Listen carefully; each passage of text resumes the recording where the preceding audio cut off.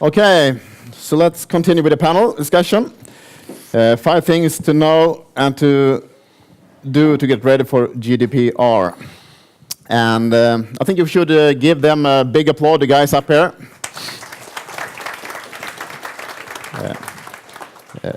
They will introduce themselves, who they are and their background, and from what perspective they will talk about GDPR.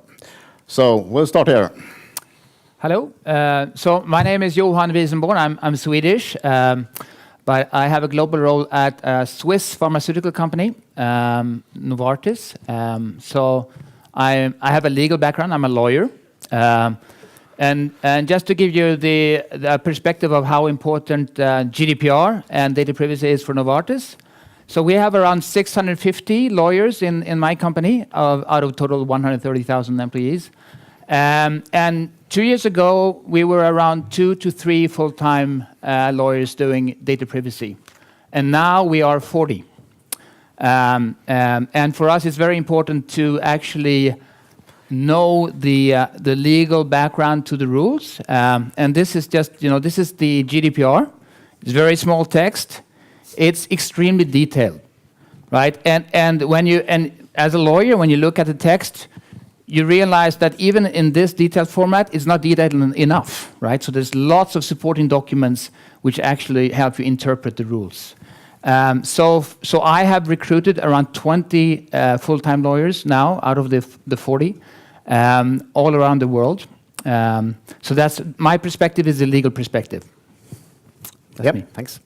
Good morning, Richard Hogg. I'm IBM's Global Governance Evangelist, British, originally from the UK, lived in the US for the last 20 years, but usually on a plane every week.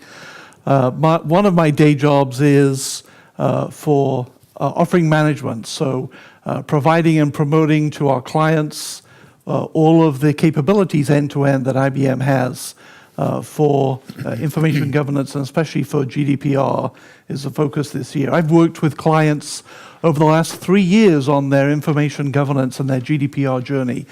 More heavily regulated clients, mainly in Europe, who for the last 3 years have really been working on their GDPR program, making progress.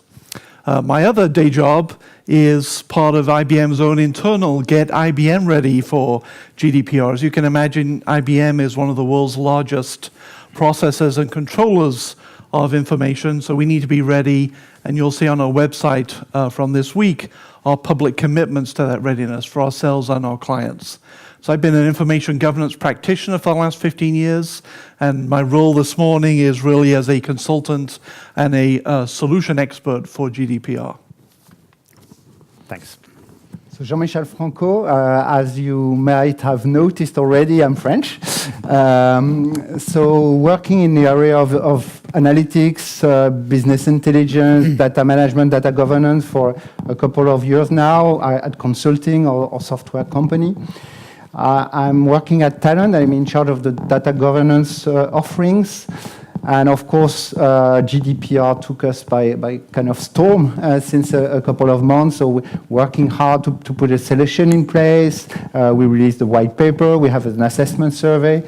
I'm really passionate about this topic because from a personal reason, I want to my family, my kids, my surrounding to believe that I'm working in a kind of fair and sustainable business, making the world a little better. So I'm doing big data, I'm not doing Big Brother. I would say, I hope that I'm not doing that. Other professions, if you look at physicians, they have the Hippocratic Oath. And it's very important. It's a way for physicians to get data in a trustful way, and then they can bring the insights, because we have confidence. And I think in our profession, we didn't have much. And I feel GDPR is a big step forward in that direction. It's not perfect, but I'm pretty proud to be European because of that. I think also as data professional, GDPR is a great opportunity because it's a way to fund our data governance program, to get the fundings and to get attention from the execs, because there's this huge fine. For the first time. Yeah. Thank you. So this is a panel, so it's open for questions, of course. We want to have a dialogue here, so feel free. And I will start with one as a starter here. And what makes GDPR an excellent driver for establishing information governance and ownership, do you think? Well, the reality is the threat of the penalties.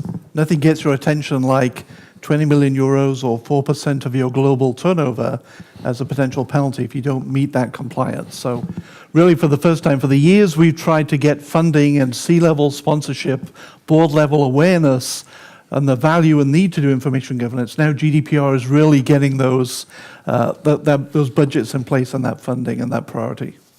Yeah. Maybe I can add to that. I mean, for the healthcare sector, it's crucially important that we have the trust of the patients to handle their data, right? Actually, the GDPR, the risk with the GDPR is now that all of a sudden you get a lot of enforcement, right? And the penalties will trigger a lot of attention, public attention on media cases, and so that in itself will affect the trust, which will affect our ability to use the data. There's an important principle, which is a principle of accountability. So, for example, there's an article called the right of explanation. So that means that, for example, if you're applying for a job at a company and the company says no, and you ask for explanation, they cannot say it's the machine learning that say no. They have to find the explanation, and I think it's very important that we become all accountable of the data we have, because data can drive good insight, but it can, if we put wrong data in it, you can generate alternative facts. You can generate totally weird data. So that's very important to establish that principle, and this is key in GDPR. Thank you. More thoughts from the audience? Need more coffee. Soon coffee break.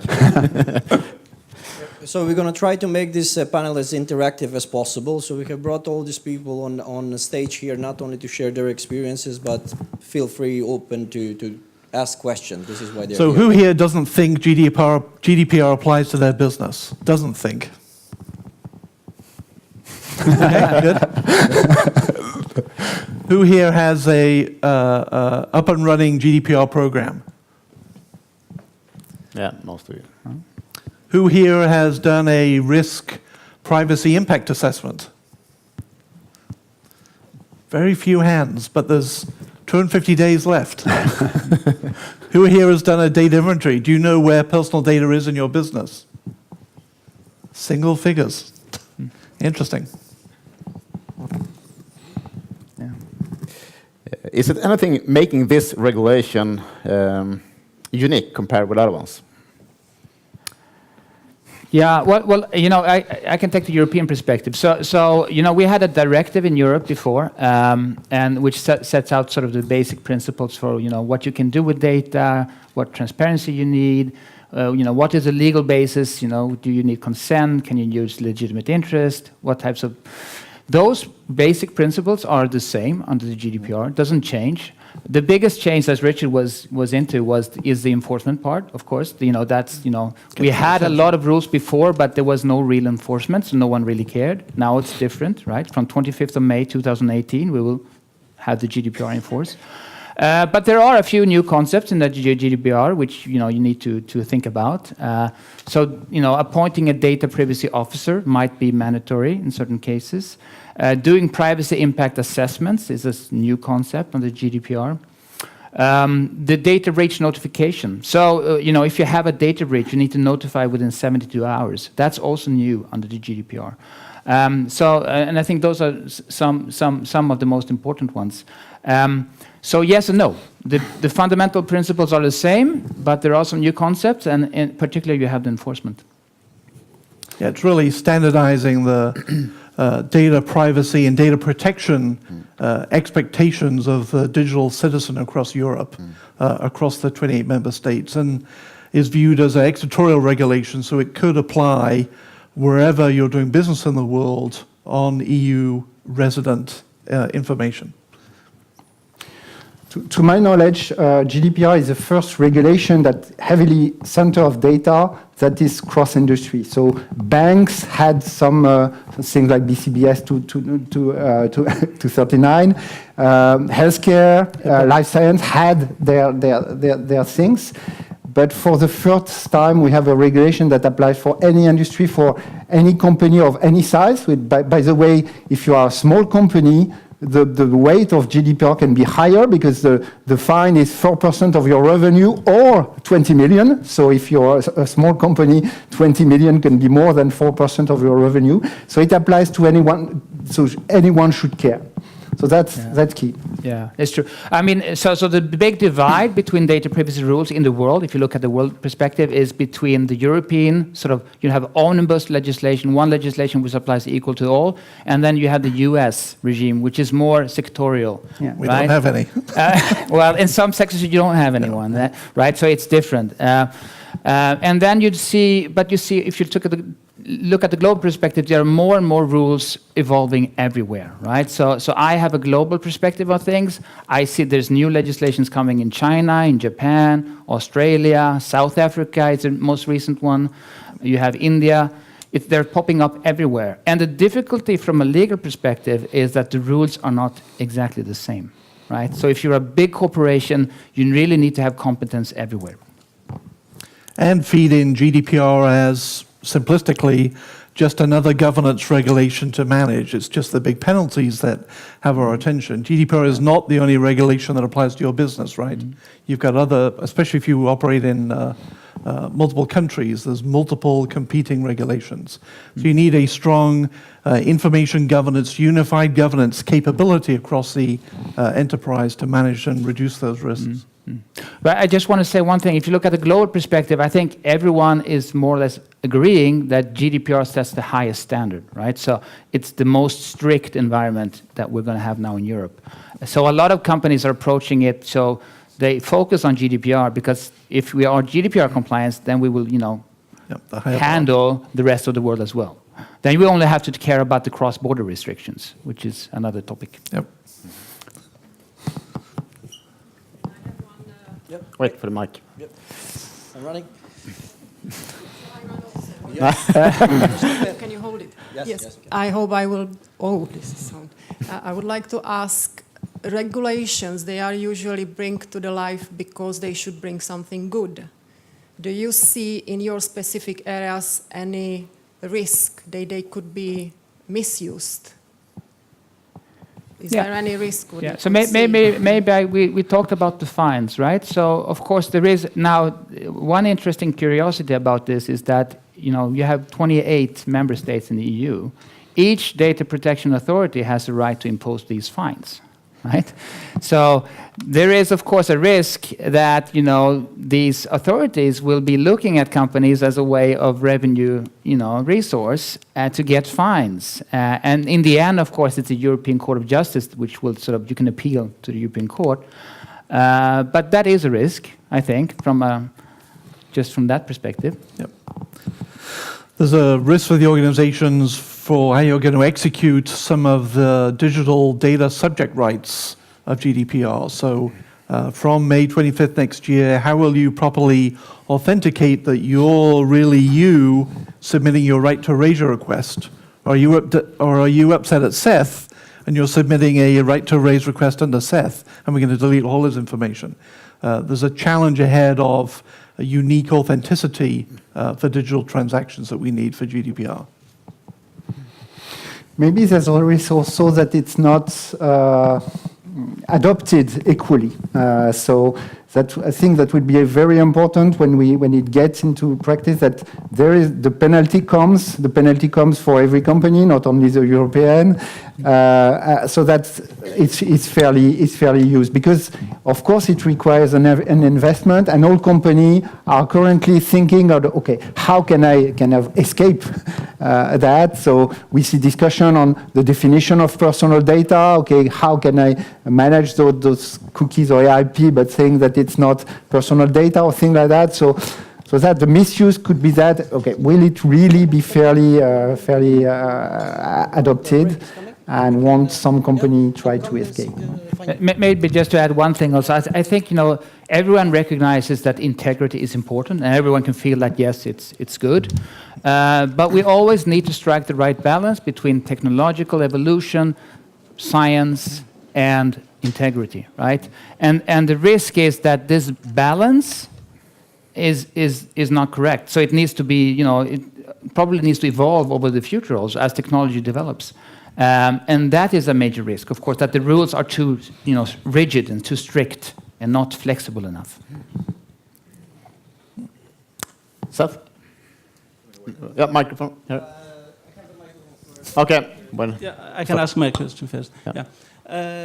GDPR is about protecting, or put another way, who is data subject? Is a European citizen who has some citizenship from any country in EU member, or is anyone who is living in Europe as a resident or a temporary visitors who is data subject? So it's basically any data that is collected in Europe, whether or not you're a European citizen or not, doesn't matter.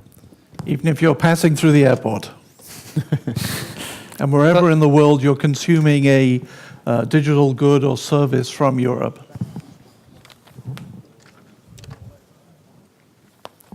Yes. Yeah, there's stuff there. It's 3 doors, I have to run. At least my calories will go down. Yeah.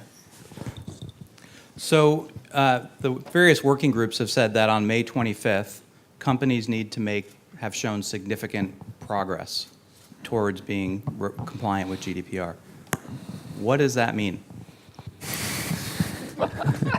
So working with clients on their GDPR journey today, our point of view is the minimum bar is to be able to meet the Article 30 requirements, have your record of processing. That's the first thing the regulator, when they're knocking on the door from May 25th next year, are going to expect you to have, see, and produce.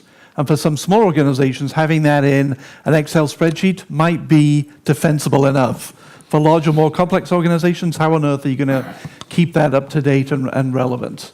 And that record of processing needs to simplistically convey, you know what is personal data in your business, you know where it's stored and managed, you know its lineage, where it comes from, what you do with it and where it goes to, and what legitimate processing are you doing on that information. And for those special processing types and categories of information, where have you got explicit purposeful consent from every data subject involved? So minimal bar, that record of processing.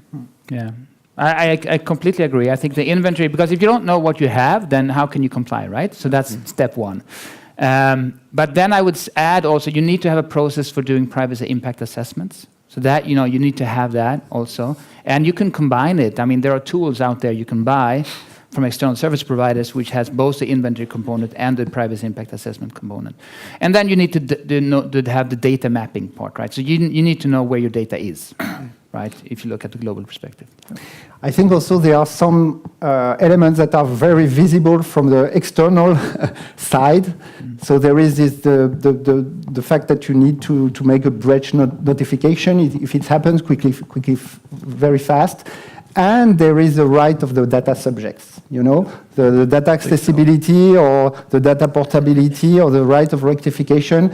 So your employee or your customer might ask, and you have a certain timeline. And then I think that some organizations, some customers, some maybe the employee, the guys who represent the employees, might put pressure on those companies. And today, the company are very far from there. So I didn't ask the question, but do you know if I ask, I'm a customer of your company, and I ask the data, do you know who should I ask? Are there people that know a representative at the company that I can talk about to see where is the data? Yep. Do you know where my data? Do you have a representative? Because for security, you have a representative, you have the help desk, you have the IT.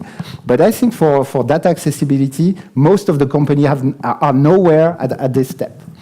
We can ask the audience, how many of you have that in place? Okay, not that many. And you're in good company. I see that all the time. We're not ready for to provide that digital data subject access request capability.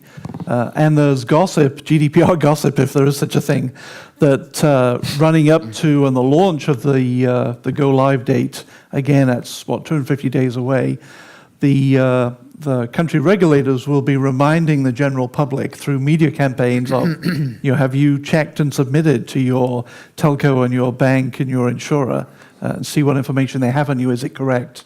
Do you still want them to have that information? And also talk and thought of, would there be a digital data subject access request denial of service attack from one company to another to overwhelm that data subject access request process? Many large organizations I work with today on their GDPR journey, their plan initially right now is just to throw bodies at this problem, not to use any mapping or inventorying to accelerate the ability to find your information and present it back. Yeah, we have a question here. Hi, Frederick. I had one question that was related to the PSI directive, meaning open data, and what the governments are supposed to have an open approach to data to share as a public good, and how that will contrast the GDPR. I like GDPR as good for privacy and integrity, but as we also know that there is a derivative that you can actually mash up data from a public data and using that with your internal data. So you're not only focusing on your internal data, what you have in your inventory, but the mashup of different data resources, that could be something you could be sued on. And do you think that will be a constraint on the movement to more open data within the society? So I think there's sort of there's always a sort of inbound conflict with having public data and those public initiatives and the integrity of GDPR, and there always needs to be a balance struck. So in the healthcare industry where I'm from, I mean there's a regulation being thought of which sort of would require the pharma company to openly publish results from clinical trials, right?